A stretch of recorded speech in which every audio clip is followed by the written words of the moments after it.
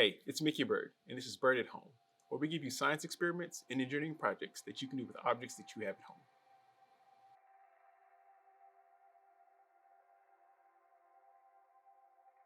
We love inventing and innovating here at Byrd Academy, and want to give you the skills in order to prototype your ideas and inventions at home. A prototype is just a preliminary model of something. Today, we're going to learn about the process that 3D printers use in order to make models. All right, let's say we wanted to make a house using a 3D printer.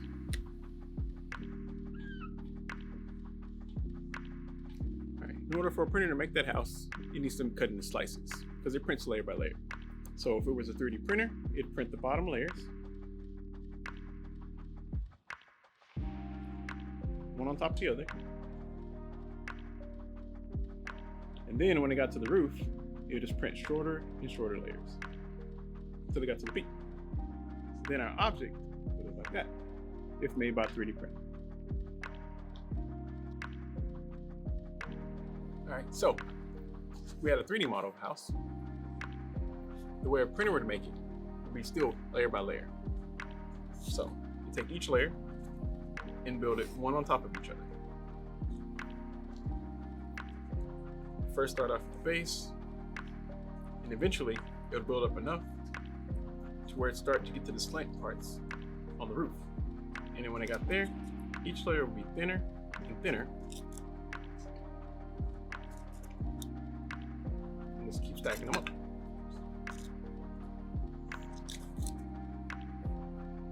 And eventually, the printer would get to the very top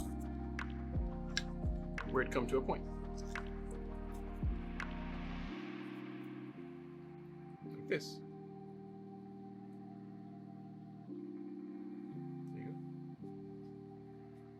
So, now we look at it from the side or from the front and back. It's our house 3D model, just chopped into layers. And a prototyping material that I really love to use is cardboard. Yeah, using cardboard is really easy to cut. You can use scissors, or if you ask your parents and they let you, you can even use razor blades. Both work really well. I'll be using scissors though. So to prototype this house, I'll start by making the shapes of the faces. So for the bottom, I need a square. So put a marker. Draw a square for the bottom. And then for the sides, have some rectangles.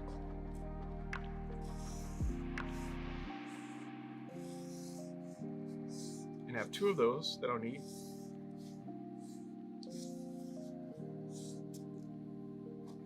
And then for the two ends,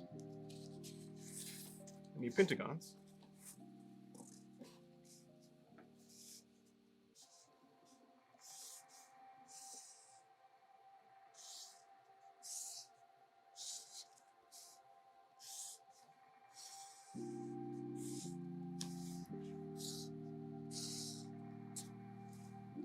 There you go.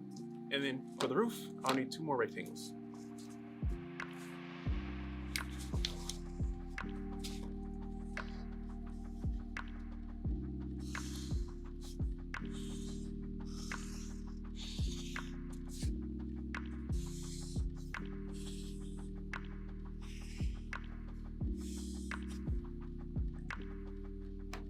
All right, so let me cut those out real quick.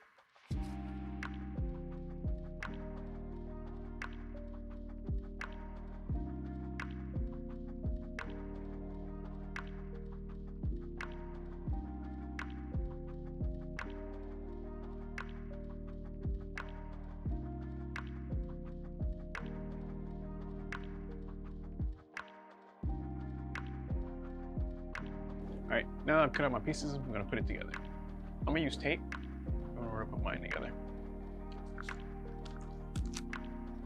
So I'll start by putting tape on the bottom, corner walls.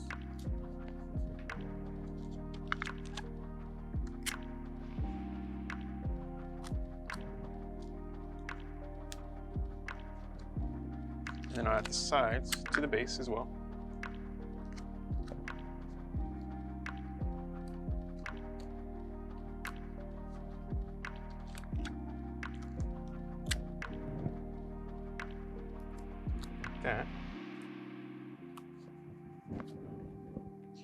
And then I'll bring in the roofs.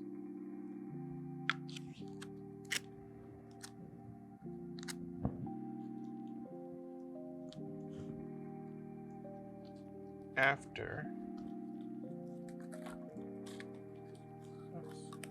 I fold up the walls.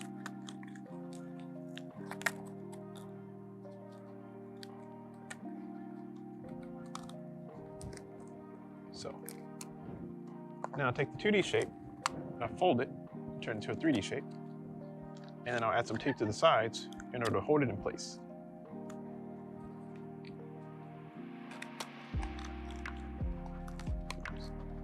All right. There we go. So we're almost done with this prototype. Once I get this last piece of tape on, I'll just need to add the roof pieces.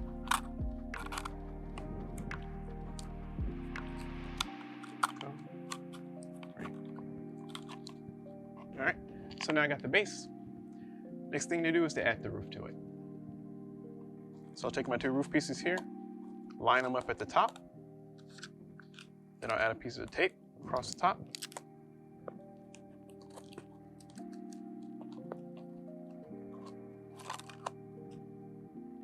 Like this.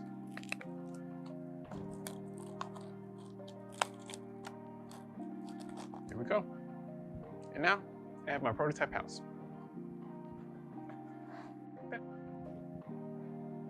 All right. And so you can see that cardboard's a really good material to use for prototyping. I use it all the time, especially in the lab. I also use foam board, it's another good one. And now my prototype is complete. So the engineering challenge for you is look around your home, find a problem, and then prototype a solution to solve it. As far as converting it into a science experiment, instead of cardboard, maybe try paper, or instead of tape, try glue. Things you can test is to see which one of those combinations makes the strongest hold. And that's it. So once you finish prototyping your inventions and performing your science experiments, be sure to talk to an adult at home before posting online. And that's all we have for today. So go build the future you desire.